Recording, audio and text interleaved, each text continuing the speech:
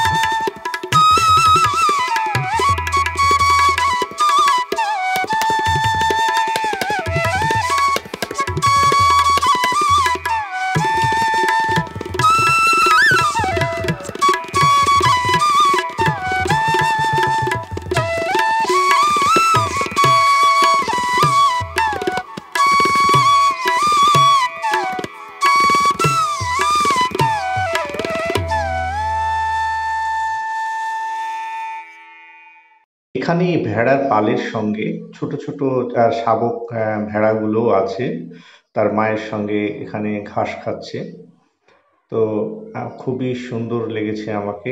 এই যে তোমাদের কাছে তুলে ধরার চেষ্টা করছি পুরোটা, মানে সারা মাঠ জুড়ে ভেড়ার পালক চড়ছে এবং এই দেখো শাবক বাচ্চাগুলো তার মায়ের সঙ্গে খেলা করছে এবং ফসলের মাঠে চড়ছে। তো চলো পুরোটাই আমরা উপভোগ করি।